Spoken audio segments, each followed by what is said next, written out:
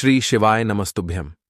दोस्तों, आप सभी लोग जानते हैं कि 8 सितंबर 2024 रविवार के दिन है, भाद्रपद महीने की पंचमी तिथि, और इस दिन करें 7 चने की दाल वाला। ये एक उपाय जीवन के हर कष्टों से तुरंत मिल जाएगी।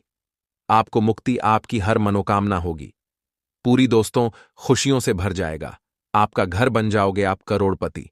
क्योंकि दोस्तों, यह जो पंचमी तिथि इस बार रविवार के दिन पड़ी है, इसका बहुत ही बड़ा और खास महत्व होता है। और इस दिन आप लोगों को यह 7 चने की दाल वाला उपाय जरूर करना चाहिए, जो कि पंडित जी ने अपनी अभी की ही कथा में यहां पर बताया हुआ है। तो दोस्तों, इस उपाय को आपको कैसे करना है, कब करना है, कहां पर करना है, और उपाय को करते समय आपको किन किन बातों का ध्यान रखना है, यह सारी जानकारी हम आपको इस वीडियो में देंगे। तो चलिए दोस्तों, वीडियो में आगे बढ़ते हैं। देखिए, यह दिन इतना खास होता है, इतना महत्वपूर्ण होता है। देखा गया है, कभी कभी बड़े बड़े पूजा पाठ अनुष्ठान से जो मनोकामना पूर्ण नहीं होती है, वह 8 सितंबर 2024 रविवार के दिन एक छोटे से उपाय करने से ही आपकी सभी मनोकामना पूर्ण हो जाती है। और बहुत सारे लोगों ने इस उपाय को किया भी है, और उनको इस उपाय को करने का फल भी जरूर मिला है। अगर आप लोग भी इस उपाय को 8 सितंबर 2024 रविवार के दिन करना चाहते हैं, तो आप इस उपाय को पहले अच्छे से समझ लेना, सुन लेना, उसके बाद करना। आपको इस उपाय का फल जरूर मिलेगा। और इस उपाय को करने से आपके घर में चाहे किसी भी प्रकार की दुख और समस्या क्यों ना चल रही हो, आपको उसका कारण भी नहीं पता है कि भाई यह समस्या किस कारण से चल रही है। उसका कुछ भी कारण हो सकता है, जैसे पितृदोष हो सकता है, या किसी भी तरह का मंगल दोष भी हो सकता है, और भी बहुत तरह के दोष होते हैं, कुछ भी हो सकता है। पर आपको इस उपाय को करने के लिए अपने दोष को पता लगाने की भी जरूरत नहीं है। 8 सितंबर 2024 रविवार के दिन इस 7 चने की दाल वाला उपाय को आप लोगों को कर लेना है। दोस्तों, अब हम समझते हैं इस वाले उपाय को हमें करना किस समय है।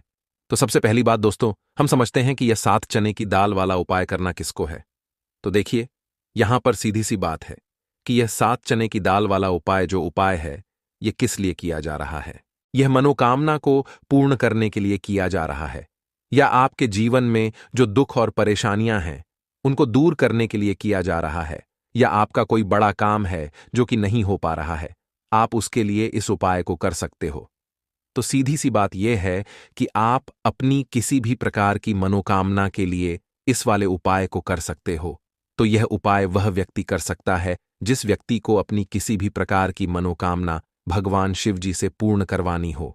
और अगर कोई भी माताएं बहनें जो है अपने घर की सुख और शांति के लिए, घर में धन समृद्धि को बढ़ाने के लिए वाला उपाय करना चाहती हैं, तो घर की जो बड़ी माताएं बहनें होंगी, वह इस 7 चने की दाल वाला उपाय को विशेष रूप से करें। क्योंकि माताएं बहनें घर की लक्ष्मी होती हैं, और जब घर की लक्ष्मी कोई विशेष उपाय करती है तो उसका फल ही बहुत जल्दी मिल जाता है, और बहुत बड़ा होकर मिलता है। अन्यथा इस उपाय को कोई भी व्यक्ति कर सकता है, चाहे वह बड़ा हो, चाहे वह छोटा हो, चाहे वह बच्चा हो।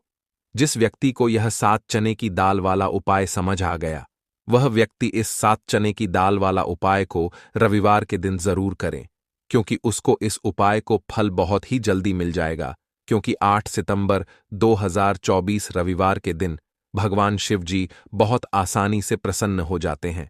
तो आइए अब हम समझते हैं कि इस 7 चने की दाल वाला उपाय को आपको करना कैसे है, और इस उपाय को करने का जो समय है वह क्या है। तो देखिए, इस 8 सितंबर 2024 रविवार पंचमी तिथि के दिन किए जाने वाले यह 7 चने की दाल वाला जो उपाय है, यह मुख्य रूप से सुबह का समय, प्रातःकाल का समय होगा। किस समय होगा? सुबह का समय होगा। आपको कोशिश यही करनी है कि सुबह के समय हम इस 7 चने की दाल वाला जो उपाय को कर लें। पर किसी कारणवश अगर आप सुबह को इस उपाय को ना कर पाओ, आपको कहीं काम से जाना हो, या किसी और काम की वजह से आप उपाय को ना कर पाओ, तो आपके पास फिर दूसरा मौका रहेगा, जो कि शाम के समय का रहेगा, प्रदोष काल का रहेगा। अब भाई, प्रदोष काल का समय भी एक बहुत ही लोगों के मन में प्रश्न बन जाता है कि भाई यह समय होता कब है, कितने बजे से लेकर कितने बजे यह समय होता है, ताकि हमें उपाय के लिए जो है करने का समय पता लग जाए। तो हम आपको बता दें, प्रदोष काल का जो एक समय होता है, शाम का समय वो होता है, शाम के 6 बजे से लेकर शाम के 7 बजे के बीच का। इस समय के बीच में आप उपाय को करेंगे तो आपको उस उपाय का जरूर फल मिलेगा। तो शाम के 6 बजे से लेकर शाम के 7 बजे के बीच में आप उपाय को करेंगे तो आपको उस उपाय का जरूर फल मिलेगा। 7 बजे के बीच में आप लोग इस 7 चने की दाल वाला जो उपाय को कर सकते हो। तो भैया बहुत सारे लोग यहां पर यह प्रश्न भी जरूर करेंगे कि भाई हम तो नौकरी पर जाते हैं, हम अपनी ड्यूटी पर जाते हैं और आने में हमें देर हो जाती है, तो उस जगह पर हमें क्या करना चाहिए? तो देखिए, उन लोगों को भी टेंशन लेने की जरूरत नहीं है।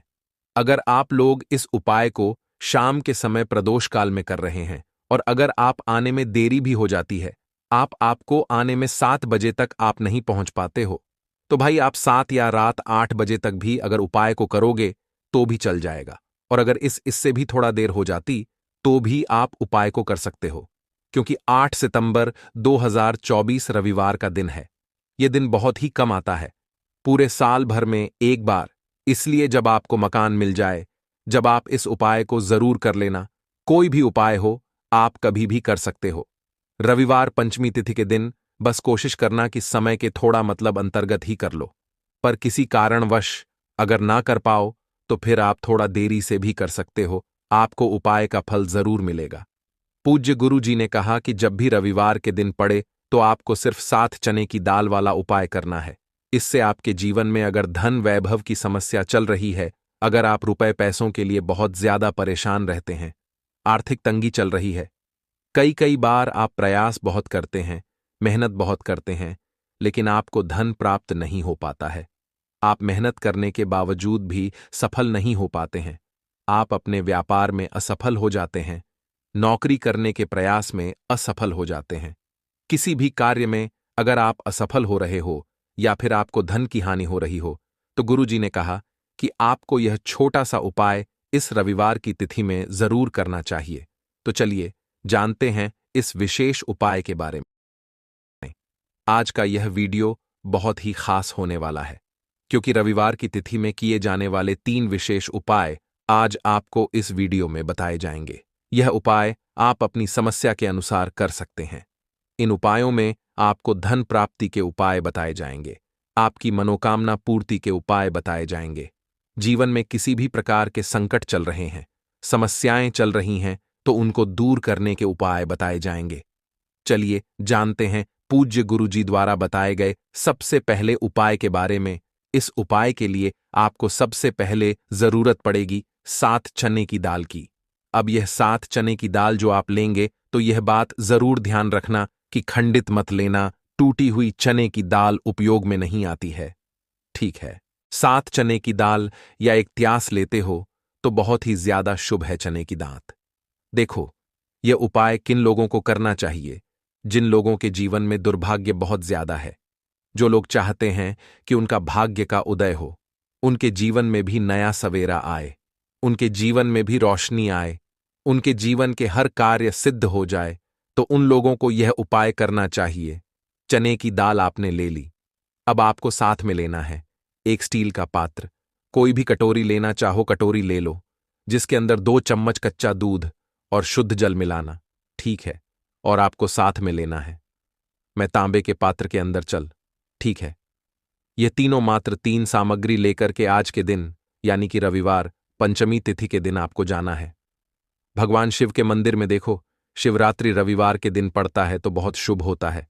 तब भी हम चने की दाल के उपाय करते हैं। क्यों? क्योंकि चने की दाल का जो रंग होता है वह होता है, और स्वर्ण जो होता है यानी कि एक तेज का प्रतीक माना जाता है, और तेज हमारे जीवन में आता है तो हमारे कार्य सिद्ध होते जाते हैं। अगर जीवन में उदासी होगी तो कुछ भी कार्य, आप कितना भी कार्य कर लें, आपका कुछ भी नहीं हो सकता। लेकिन अगर जीवन में तेज होगा, जीवन में ऊर्जा होगी, तो वह कार्य अपने आप ही परिपूर्ण होते जाएगा, अपने आप ही सिद्ध होते जाएगा। रविवार पंचमी तिथि के दिन पड़ता है, तब हम चने की दाल का उपयोग करते हैं। पंचमी की तिथि रविवार के दिन पड़ती है, तब हम चने की दाल का उपयोग करते हैं। और उसी प्रकार से यह शुभ तिथि जो कि महीने में एक बार आती है, वह शिवरात्रि, और यह रविवार पंचमी तिथि के दिन है। इसीलिए हम आज यह उपाय करेंगे। देखो करना क्या है। चने की दाल, देखो आप क्या करोगे। सबसे पहले जो कच्चा दूध लेकर के आए हो उसके अंदर एक एक चने की दाल आपको डालना है। बृहस्पति शवर महादेव देव का स्मरण करते हुए। बृहस्पति देव को मजबूत करते हैं। बृहस्पति देव जो होते हैं वह भाग्य का साथ देने वाले होते हैं। जीवन से दुर्भाग्य को दूर करने वाले, जिनकी किस्मत नहीं चभकती ना, उनको गुरु ग्रह को मजबूत करना होता है। और गुरु ग्रह भगवान शिव की पूजा में रहते हैं, यानी कि शिवलिंग के आसपास रहते हैं, शिव जी की पूजा के लिए। देखिए, एक चने की दाल आपको कच्चे दूध वाले पात्र में आपको डाल देनी है। आगे आपको बाद में अब यह कच्चा दूध जिसके अंदर आपने चने की दाल डाली हुई है, यह आपको भगवान शिव के शिवलिंग पर श्री शिवाय नमस्तुभ्यम का जाप करते हुए आपके जीवन के दुर्भाग्य दूर हो, जीवन में सौभाग्य की प्राप्ति हो, ऐसी कामना करते हुए आपको पूरा कच्चा दूध आपको अर्पित कर देना है। कच्चे दूध वाले पात्र में अगर चने की दाल रह जाती है तो वह हाथ से निकल करके भगवान शिव के शिव अंग पर आप अर्पित कर सकते हैं। ठीक है, अर्पित कर लिया। अब आपको क्या करना है, जो भगवान शिव के शिवलिंग पर आपने चने की दाल अर्पित करी है, वह उस चने की दाल पर, देखो, उस चने की दाल पर आपको आपका सीधा हाथ रखना है और आपकी जो भी विशेष कामना है, जो भी मनोकामना है भाग्य से जुड़ी हुई, लेकिन आपको प्रार्थना करनी है कि जीवन के दुर्भाग्य दूर हो और जीवन में जो भी आपकी इच्छा है वह आपको बोल देनी है। यह कामना करने के बाद हाथ हटाना और उसका जो के पात्र के अंदर जो जल है वह जल भगवान शिव के शिवलिंग पर आपको श्री शिवाय नमस्तुभ्यम का जाप करते हुए आपको अर्पित कर देना है। वैसे तो रविवार पंचमी तिथि का महत्व होता है रात्रि में, यानी कि सूर्यास्त के बाद, क्योंकि भाद्रपद शिवरात्रि यानी कि रात्रि में ही, जैसे नवरात्रि का महत्व रात्रि में होता है, उसी प्रकार से शिवरात्रि का महत्व भी रात्रि में होता है। लेकिन अगर फिर भी अगर आप रात्रि में नहीं कर पाते या आपके घर के आसपास करने नहीं देते मंदिर में, तो फिर आप यह उपाय दिन में भी कर सकते हैं। तो यह हो गया पहला उपाय। अब हम बात करते हैं दूसरे विशेष उपाय की। देखिए क्या करना है, मात्र आपको काली मिर्च लेना है। एक साबुत काली मिर्च के साथ सेवन 7 काले तिल के दाने और साथ में लेना है। तांबे के पात्र के अंदर जल, कैसी भी विपदा हो, कैसी भी परेशानी हो, कैसी भी संकट हो, काली मिर्च के उपाय भाद्रपद शिवरात्रि पर आपको करने चाहिए।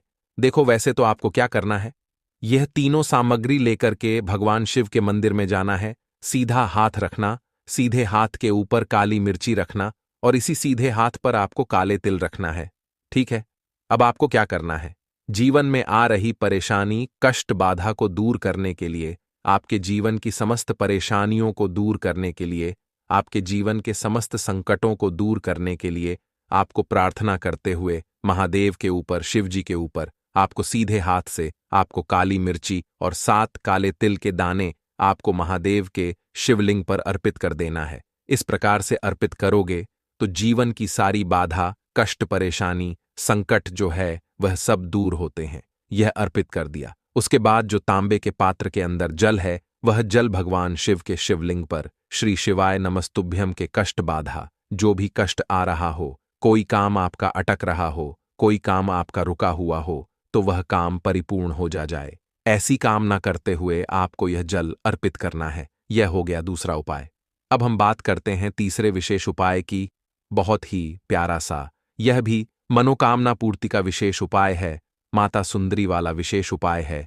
इस उपाय के लिए आपको क्या लेना है, गुड़ वाला जल, एक गुड़ का टुकड़ा लेना, उसके अंदर जल भर देना। ठीक है, यह गुड़ वाला जल हो जाएगा, थोड़ा सा ही लेना है, 2-4 बूंद ही लेना, ज्यादा नहीं लेना है। ठीक है, गुड़ वाला जल, साथ में लेना है घी और साथ में लेना है एक बेलपत्र और उसके साथ में लेना है तांबे के पात्र के अंदर जल। यह चारों सामग्री आपको ले जाना है भगवान शिव के मंदिर में। सुबह से लेकर के रात्रि तक जब आपकी इच्छा हो तब आपकी उपाय कर सकते हैं। देखो कैसी भी मनोकामना हो, माता अशोक सुंदरी की कृपा से वह मनोकामना आपकी परिपूर्ण हो जाएगी। जो बेलपत्र लेकर आए हो, बेलपत्र में 3 पत्ती होती है, तो ऊपर वाली जो पत्ती है उसमें आपको घी लगाना है। अब ऊपर वाली पत्ती में घी कैसे लगाओगे, आपके सीधे हाथ की सीधी उंगली के पास वाली जो उंगली है, जिसे हम कहते हैं तर्जनी उंगली, तर्जनी उंगली में घी लेना और ऊपर वाली पट्टी में आपको घी लगा लेना है। आ गई इतनी बात समझ में? ठीक है, अब जो गुड़ वाला जल लेकर आए हो, गुड़ वाला जल भी ले सकते हो या लाल चंदन भी ले सकते हो, जो आपके पास अवेलेबल हो वह आप ले सकते हो, लेकिन लाल चंदन लेते हो तो सर्वोत्तम होता है।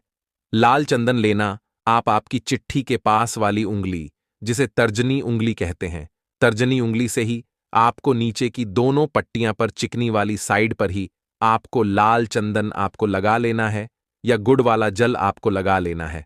अब ये जो बेलपत्र है इसे उठाना और माता अशोक सुंदरी वाला जो स्थान है वहां पर इसे अर्पित करना। आपकी जो भी मनोकामना है वह बोल करके। अब यहां पर देखो, माता अशोक सुंदरी वाले स्थान पर बेलपत्र कैसे अर्पित करना है। डंडी का हिस्सा महादेव की तरफ होना चाहिए। इस उपाय में यही विशेषता है। देखो, डंडी का हिस्सा शिवजी तरफ होना चाहिए और पत्ती का हिस्सा जलाधारी की तरफ होना चाहिए। इस प्रकार से आपको बेलपत्र अर्पित करना है।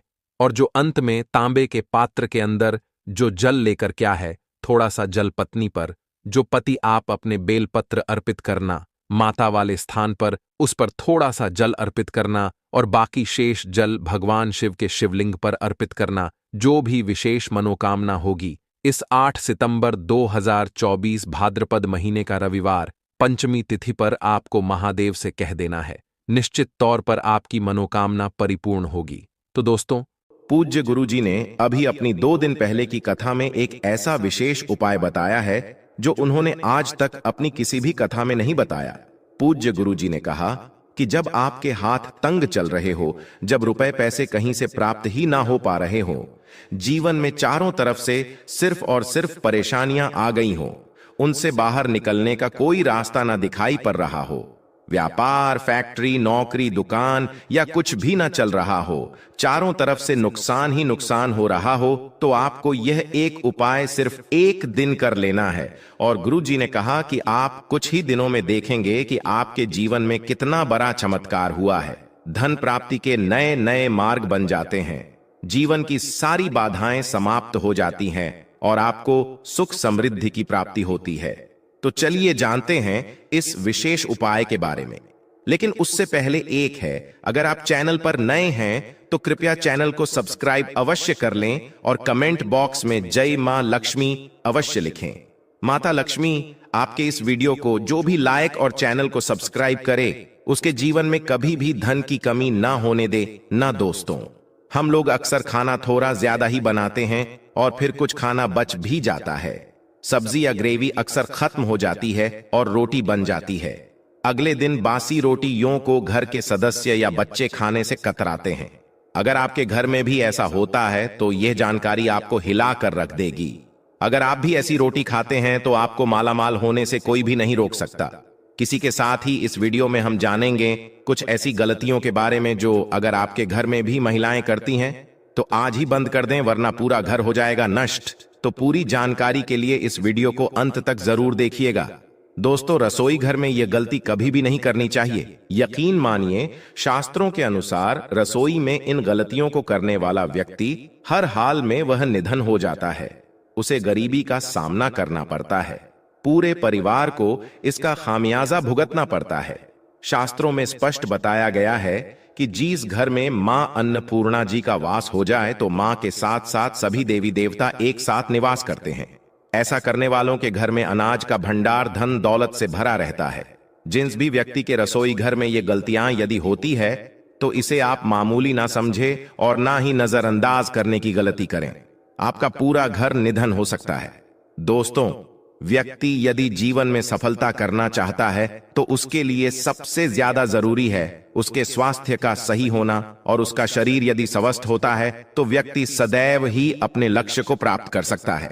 ऐसे में शास्त्रों के अनुसार यदि आपका रसोई घर अच्छा है, उसमें ये गलतियां नहीं होती है, तो मां अन्नपूर्णा जी आपसे प्रसन्न हो जाती है, आपको माला माल कर देती है। तो चलिए जानते हैं कौन सी है वो गलतियां हैं।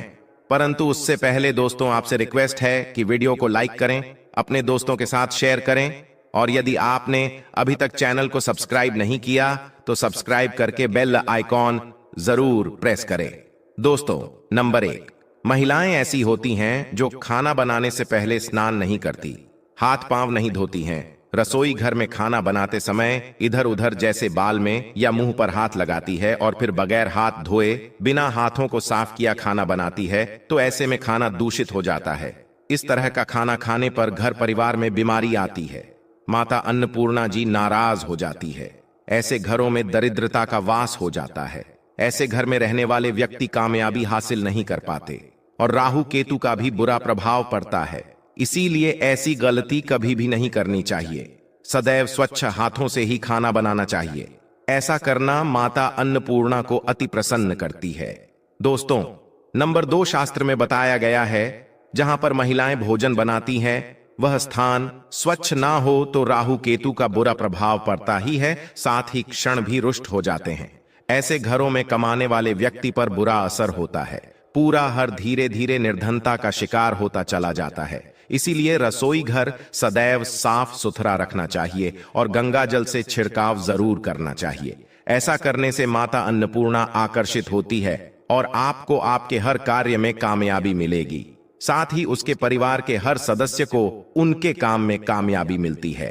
नंबर 3, दोस्तों, अपने घर में धारदार चीज नहीं रखनी चाहिए। इससे परिवार में तनाव बढ़ता है और झगड़े आदि होने लगते हैं। ऐसे में रसोई घर में 1 या 2 से ज्यादा चाकू छुरी नहीं रखने चाहिए। ऐसे चाकू जिसका आप प्रयोग नहीं करते हैं परंतु आपने अब तक रसोई घर में उसे रखा हुआ है, तो ऐसे ही बेकार परिधारदार वस्तुओं को तुरंत ही बाहर कर देना, क्योंकि ऐसी चीजें घर में रखने से नकारात्मकता आकर्षित होती है। इससे काफी बुरा प्रभाव पड़ता है। नंबर 4, रसोई घर के सामने जूते, चप्पल, झाड़ू, पोछा कभी भी नहीं रखना चाहिए। इससे माता अन्नपूर्णा नाराज होती है और पूरे घर को गरीबी का सामना करना पड़ता है।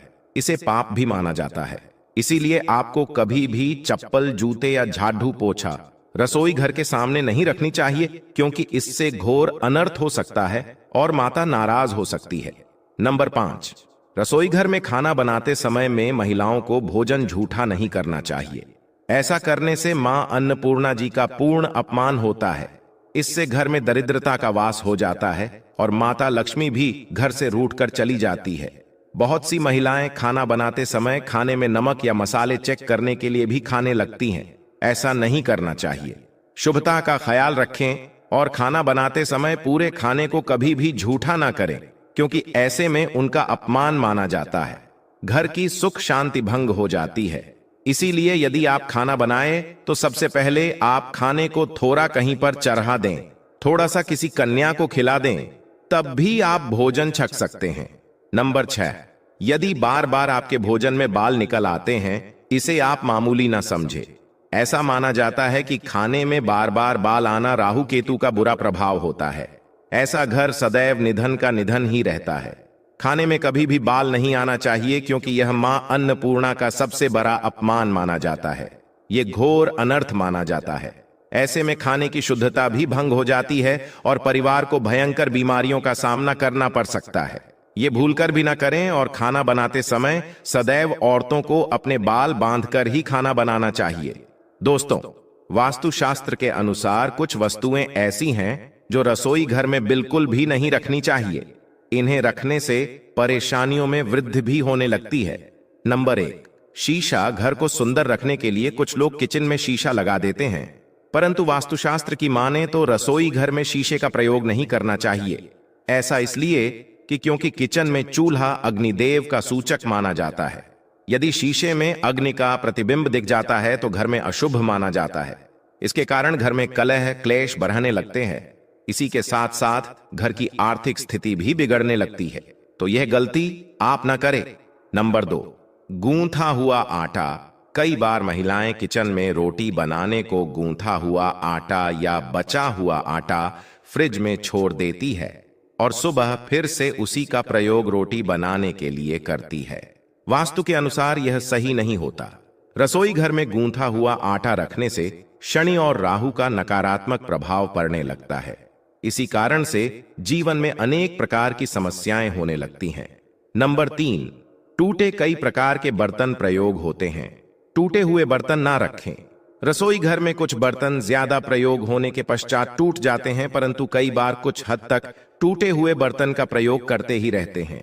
वास्तु के मुताबिक यह अच्छा नहीं माना जाता। रसोई घर में कभी भी टूटे फूटे बर्तनों का प्रयोग नहीं करना चाहिए।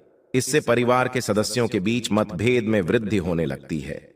चलिए अब जानते हैं कि बासी रोटी खाना आपके लिए कैसा है। दोस्तों, खाना जब भी बासी हो जाता है तो हम उसे फेंक देते हैं। शायद आपने कभी भी नहीं सोचा होगा कि बासी खाना भी आपके लिए अच्छा हो सकता है। ऐसे में जाने बासी रोटी आपके स्वास्थ्य और भाग्य पर क्या असर डालती है, जिसे जानकर आप भी चौंक जाएंगे। दोस्तों, आपको बता दें कि बासी रोटी पाचन तंत्र के लिए चमत्कार से कम नहीं है। बासी रोटी तन को दुरुस्त बनाती है। बासी रोटी में फाइबर की प्रचुर मात्रा पाई जाती है। खाने में फाइबर की अधिक मात्रा पाचन में सहायता करती है।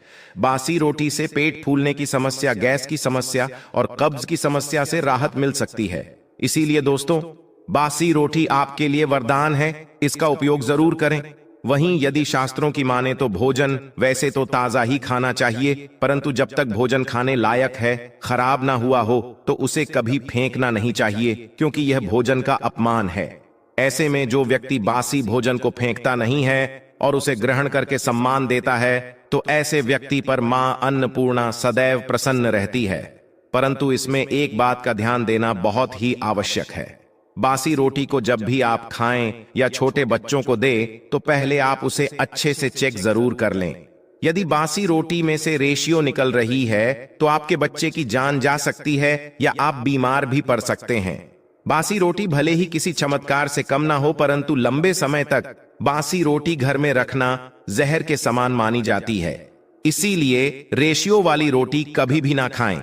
अब दोस्तों, आपको पूज्य गुरुजी द्वारा बताया गया उपाय बताने जा रहे हैं। प्रभावशाली चमत्कारिक उपाय है जो कि आपकी किस्मत को चमका देंगे। आपको लाभ शुरू करते हैं। दोस्तों, सनातन परंपरा में गाय, गंगा और गायत्री का बहुत ज्यादा धार्मिक महत्व है। मान्यता है कि गौ माता के शरीर पर 33 कोटि देवी देवताओं का वास होता है। गौ माता की पूजा करने वाले जातक पर इन सभी देवी देवताओं की कृपा बरसती है। गौ सेवा से न सिर्फ इस जन्म के बल्कि पूर्व के भी दोष दूर हो जाते हैं।